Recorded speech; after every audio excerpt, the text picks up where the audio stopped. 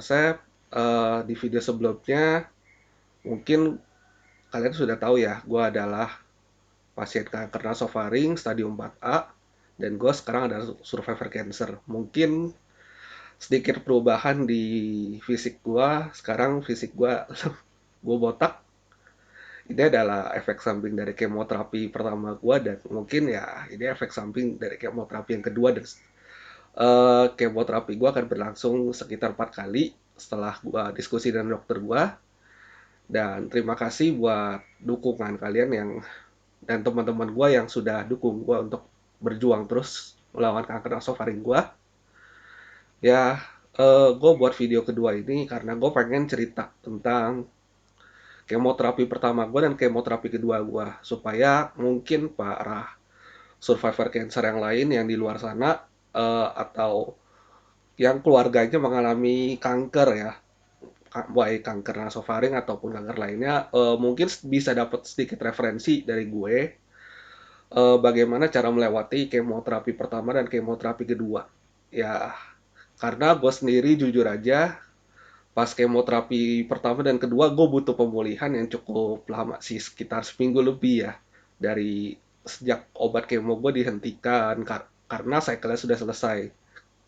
Hmm, jadi tetap view terus, gue akan ceritain kisah gue dari kemo pertama sampai kemo kedua. Mungkin gue mulai dari sebelum kemoterapi pertama ya. Sebelum kemoterapi pertama, dokter onkologi gue menyarankan untuk pasang chemoport. Apa itu chemoport? Jadi chemoport itu adalah bypass yang diletakkan di dada. Kalian bisa lihat ini. Ini adalah chemoport yang dipasang ke arah pembuluh besar di dekat jantung. Kenapa gue pakai chemoport? Karena chemoport itu lebih nyaman dibandingkan dengan infus biasa. Jadi sebenarnya ada dua metode untuk kemoterapi yang bersifat infus ya. Jadi mungkin pertama lewat pembuluh nadi di tangan, pembuluh darah di tangan lo, dan kedua adalah di chemoport ini. Chemoport ini kalau bisa dibilang lebih nyaman ya, dan emang lebih baik. Gue menyarankan untuk pakai chemoport untuk yang pasien kanker. Kenapa? Karena ketika lo pakai chemoport, suster-suster di rumah sakit ataupun dokter lebih gampang nyari pembuluh darah lu. Itu yang pertama. Kenapa? Karena pengalaman gue adalah pembuluh darah di tangan gue itu susah dicari. Dan gue sampai berkali-kali ditusuk untuk cari pembuluh darah dan nggak ketemu. Gue pernah pengalaman 4 kali. 4 kali gue ditusuk dan nggak ketemu sama sekali pembuluh darah untuk masukin obat. Wah, itu pengalaman paling nggak enak sih. Tapi kalau pakai chemoport itu suster tinggal langsung masukin jarum, selesai. Dan itu lebih baik. Kenapa? Karena pembuluh besar itu langsung mengarah ke jantung. Mengarah ke jantung dan jantung akan mendistribusikan obat ke seluruh badan lu lebih cepat. Kalau ya udah tau lah namanya pembuluh besar. Jadi ketika pembuluh besar itu dimasukin obat, dia akan lebih cepat daripada pembuluh tangan lo. Kedua adalah ketika obat kemoterapi dimasukkan ke pembuluh tangan, dokter onkologi gue bilang itu akan lebih sakit karena ketika obat kemoterapi masuk melalui pembuluh darah di sini, ini kecil sebenarnya. Kalau menurut dokter onkologi gue, dan ketika masuk itu akan membuat rasa tidak nyaman, dan ya istilahnya tangan lo akan menghitam dengan cepat. Kenapa? Karena obat kemoterapi itu katanya molekulnya lebih gede daripada cairan obat yang lain, dan itu rasanya sakit. Jadi mungkin kalau misalnya kalian bisa memilih antara pakai chemoport atau infus di tangan, ya gue menyarankan untuk pakai chemoport. Dan kalau emang nggak ada pilihan lain, mungkin harus di pembuluh tangan karena emang mungkin keterbatasan biaya atau bagaimana, ya kalian harus siaplah untuk menerima rasa sakit di tangan, jujur aja. Dan pasien kemo dan setelah lo di pasien yang di kemo itu akan merasakan ya tangannya sakit atau gimana, mungkin bakal sering diganti salurannya, tapi nggak apa-apa, kalian pasti bisa bertahan kok. Pengalaman kemo pertama gua, pengalaman kemo pertama gue mulai kemo pertama tanggal 29 November tahun 2022, dan saat itu di hari pertama gue langsung dihajar 3 cycle obat. Dan lu harus tahu rasanya 3 cycle obat itu gak enak. Kenapa gak enak? Karena mungkin karena dokter onkologi gue merasa bahwa kanker nasofaring gue udah cukup urgent dan emang harus dilakukan perawatan kuratif. Perawatan kuratif itu adalah perawatan yang sifatnya adalah menghancurkan sel kanker. Jadi beda ya sama paliatif. Paliatif itu mungkin ketika kanker yang sudah menyebar tidak bisa disembuhkan itu, dan paliatif itu adalah perawatan yang membuat pasien kanker nyaman untuk menjalani sisa hidupnya. Tapi kuratif ini bertujuan untuk menghancurkan sel kanker dengan cara cycle yang lebih cepat. Mungkin kalian pengalamannya berbeda-beda ya buat ya para survivor cancer. Mungkin ada yang kemoterapinya tiap seminggu sekali, atau yang setiap hari, atau mungkin 3 minggu sekali. Tapi gue menjalankan yang 3 minggu sekali, dan pertama kali kemoterapi gue dihajar obat dengan 5 cycle. Pengalaman pertama gue yang pas gue di kemo pertama itu, jujur, badan gue kaget dan gue lemes sih di rumah sakit. Kepala gue pusing, dan emang gue pikir bodohnya saya itu mungkin ya pas pertama kayak kali temo dikira wah ini kayaknya obatnya bekerja nih, kepala gue pusing, ya udah gue tahan deh. Sampai pada satu momen dokter kan bilang kalau kamu gak kuat atau kepala kamu sudah muter, udah mulai kehilangan kesadaran, ya kamu ngomong sama suster dan kemoterapi kamu bakal stop. Jadi singkat ceritanya pada tanggal 3 tanggal 3 itu gue udah mulai gak kuat, jujur aja. Tanggal 3 itu gue udah mulai gak kuat, dan akhirnya pengobatan kemoterapi pertama gue di stop di cycle kelima. Kenapa? Karena dokter gue ternyata bilang bahwa gue adalah 3% orang di dunia yang nggak bisa menerima obat kurasil. Ya, jadi gue nurut sama dokter gue aja, dan akhirnya pengobatan dan kurasil gue dihentikan di kemoterapi pertama di kurasil ketiga. Mungkin kalian bertanya-tanya kurasil itu apa? Gue nggak bisa ngejelasin secara detail ya, tapi itu adalah obat untuk membunuh sel kanker yang metodenya mungkin cukup sering dipakai di Indonesia. Tapi kalau kalian mau tahu lebih detail, mungkin bisa googling ya, karena gue atau tanya dokter onkologi. Karena gue sendiri juga kalau ngejelasin gue takut salah ngomong. Tapi pada saat kemoterapi pertama itu, puji Tuhan gue survive. Puji Tuhan gue bertahan dan gue bisa ngelewatin itu semua. Ya, itulah yang pas kemo pertama gue akan ceritain tentang efek samping yang terjadi pada gue pas kemo pertama. Di sini gue akan menjelaskan efek samping pasca kemoterapi pertama gue.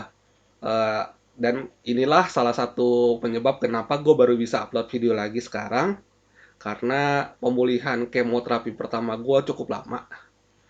Jadi singkat cerita, setelah pengobatan kurasil gue dihentikan di cycle kelima, gue diberikan terapi infus oleh dokter onkologi gue. Tapi setelah gue keluar rumah sakit, ada efek samping yang cukup membuat gue menderita, dan mungkin ini dialami sebagian pasien kanker ya. Mungkin dialami, dan ya efek dari kemoterapi tiap pasien itu beda-beda, jujur aja. Beda-beda, dan nggak semua sama, tapi yang gue alami adalah gue diare. Kalian bayangkan 5 hari gue diare, 5 hari, dan situasi A adalah gue nggak bisa makan, gue nggak bisa minum, gue nggak nafsu lebih tepatnya. Kalian bisa bayangin perut kalian udah menolak makanan, kadang menolak minuman juga, dan gue kadang maksa untuk minum, dan gue maksa untuk makan meskipun gue bisa muntah. Tapi lu bayangkan diare, lu mengeluarkan cairan di tubuh lu, bolak-balik ke WC, dan lu gak bisa masuk nutrisi ke badan lu. Wah, itu paling, jujur itu paling menderita. pas kemo pertama. Gue dipaksa sama orang tua gue untuk makan karena gue bandel. Gue jujur, gue cukup bandel, dan emang pas gue kemo pertama itu gue diare. Dan kalian bayangin, orang sehat yang kena diare pun itu masih bisa makan, masih bisa mengembalikan kondisi fisiknya lebih cepat.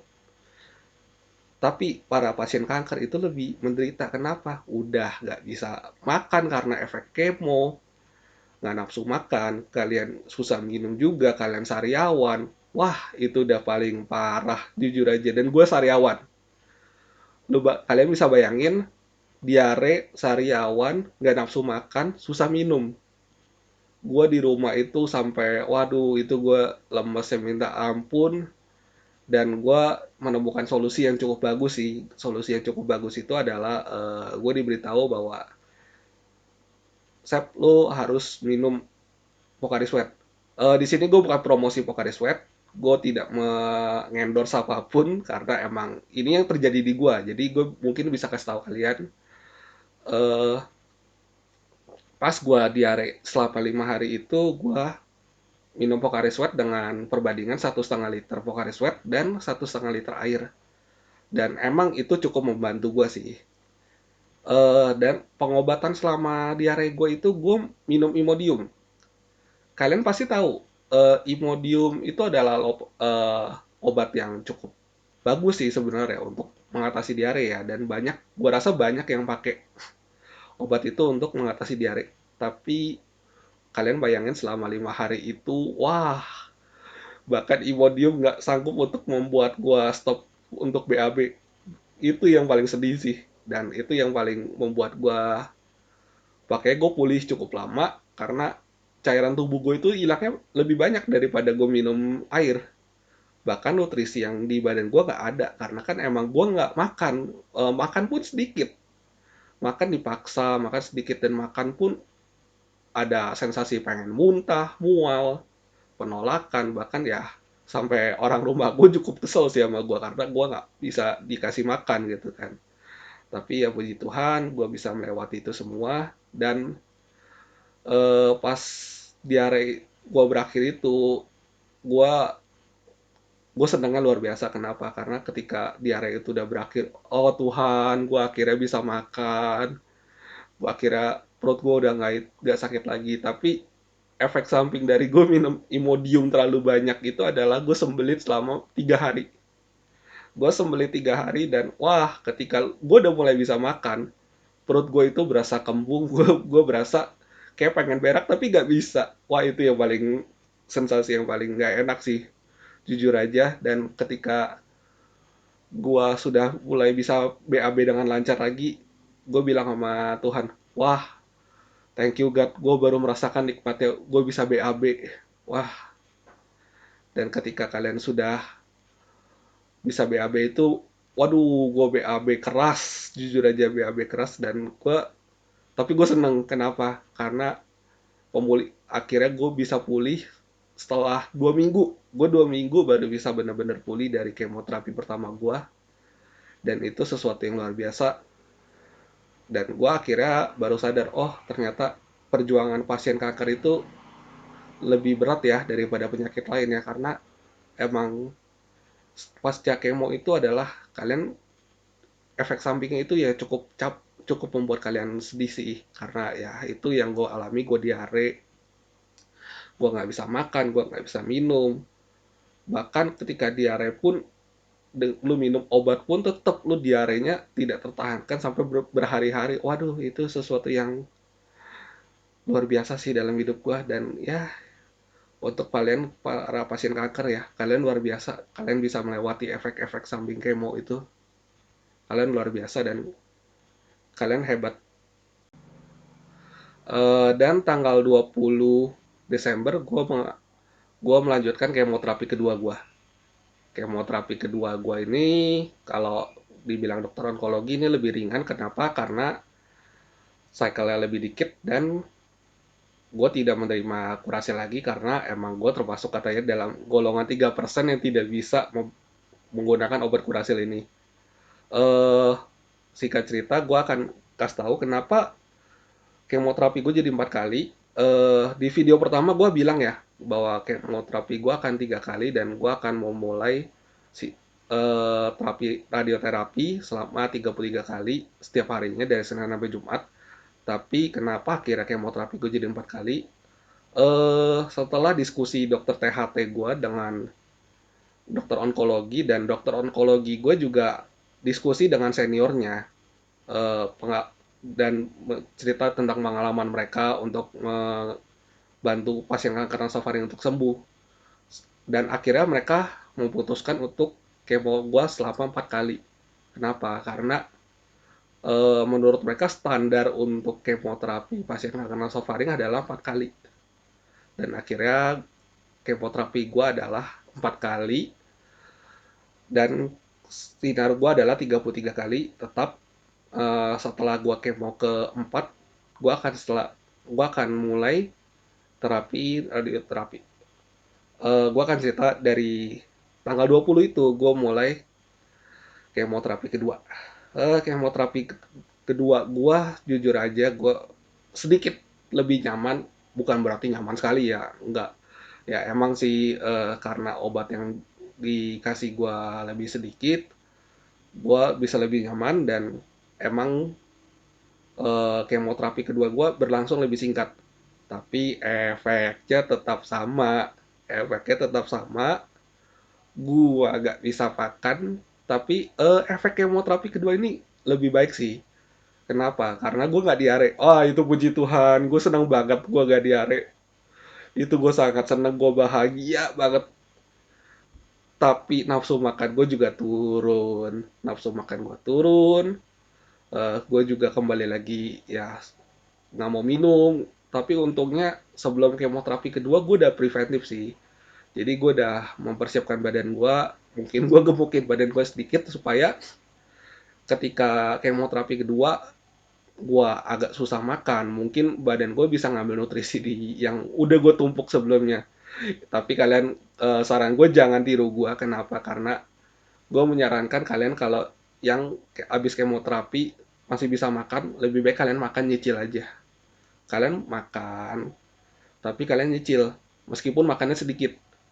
Dan kemoterapi kedua gua itu ya puji Tuhannya gua nggak diare, dan orang rumah gua kasih gua susu. Gua minum susu Ensure dengan Havermut. Jadi paginya gua makan susu Ensure dengan Havermut dan gua makan satu telur kampung. Dan itu cukup sih buat gua untuk membantu gua recovery. Dan recovery gua berlangsung seminggu. Selama recovery gua seminggu, rumah sakit menyatakan bahwa HB gue turun, hemoglobin gue turun, dan gue harus makan daging merah, gue harus makan bayam. Dan selama seminggu itu gue recovery dari kemoterapi kedua gue makan bayam. Meskipun ya jujur aja gue kurang suka makan bayam, bukan berarti gue nggak bisa makan ya, gue bisa makan bayam. Cuman saat itu kalian harus bayangin, untuk pasien kanker itu kemoterapi itu membuat kalian kan nafsu makan. Kalian bayangin nasi, gue bahkan lihat nasi nasi yang panas dengan telur aja. Pertama kali gue seneng gitu kan, pas habis kemoterapi pertama gue bisa makan nasi dengan telur itu, wah itu kebahagiaan banget. Bahkan pas kemo kedua, gue melihat nasi dengan telurnya, gue pengen muntah coy.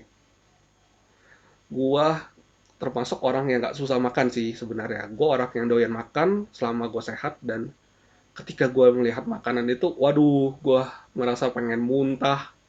Gue ngeliat aja pengen muntah, dan bahkan ketika udah masuk mulut gue muntah.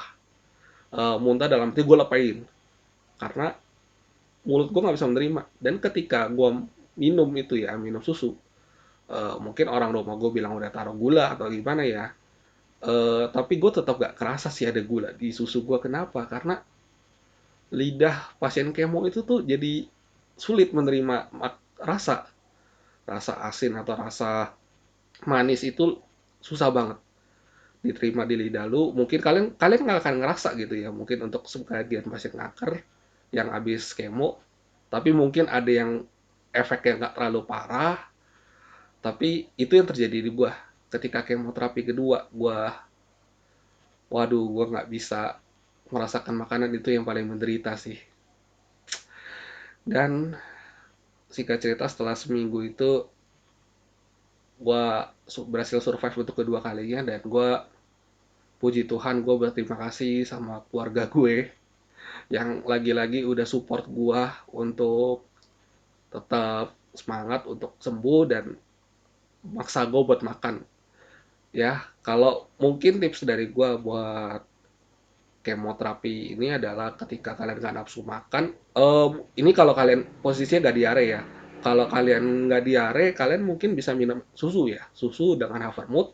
Kenapa? Karena lebih baik kalian mengisi perut dengan nutrisi daripada tidak sama sekali. Gua nggak menyarankan untuk kalian maksa makan sebanyak-banyaknya. Kalian makan apa yang kalian sukai aja, atau misalnya kalian bisa makan daging, kalian makan tapi dengan catatan ya makannya dicicil, dan kalian makannya jangan berlebihan, takutnya kalian muntah atau menolak gitu ya. Jadi kan sayang banget udah makan malah dimuntahin. Dan ya kalau kalau kalian nggak diare itu lebih baik kalian minum susu sih, karena susu itu nutrisinya lebih bagus dan mempercepat pemulihan. Dan gue emang pulihnya lebih cepat sih, ya puji Tuhannya. Gue terima kasih sama Tuhan karena gue pulih lebih cepat dari kemoterapi kedua gue, dan akhirnya gue bisa bikin video ini. Mungkin ntar gue akan sharing-sharing mitos-mitos atau yang fakta-fakta yang gue dapat dari dokter gue. Apakah mungkin pasien kanker itu dibatasin gulanya, atau nggak boleh makan ini, nggak boleh makan itu, obat ini, obat tradisional boleh apa enggak. Gue akan bahas di video berikutnya, karena gue takutnya video ini kepanjangan, nanti kalian malah bosen untuk mendengarkan gue. Eh, Terima kasih buat kalian yang udah nonton video ini. Semoga video ini bisa bermanfaat. Gue bagi pengalaman ini baik buat pasien kanker ataupun pasien, keluarga-keluarga yang punya pasien kanker di dalam rumahnya. Kalian bisa nanya-nanya gua, kalian bisa mungkin sharing ke gua ada cantumin IG gua di eh, channel ini, dan kalian mungkin bisa DM gua, kalian bisa tanya kalau ada yang kalian nggak mengerti ataupun kalian bingung gitu untuk menghadapi pasien kanker, karena gue sudah mengalami, dan mungkin gue bisa berbagi sama kalian gitu. Jadi kalau misalnya ada yang pertanyaan, kalian bisa DM gue ya. Dan terima kasih udah nonton video gue. Semoga video ini bermanfaat buat kalian semua. Dan buat para pasien kanker, kalian hebat. Kalian luar biasa. Kalian harus tetap bertahan ya. Gue mendoakan buat para pasien kanker supaya bisa survive, bisa semangat jalanin hidup. Dan gue juga akan semangat menjalani hidup. Karena gue percaya ketika gue bisa semangat untuk hidup, Tuhan dengerin doa gue, dan Tuhan akan menyembuhkan gue 100%. Gue yakin itu. Dan tetap ikutin saran dokter, kalian harus bertahan ya. Terima kasih. Dah.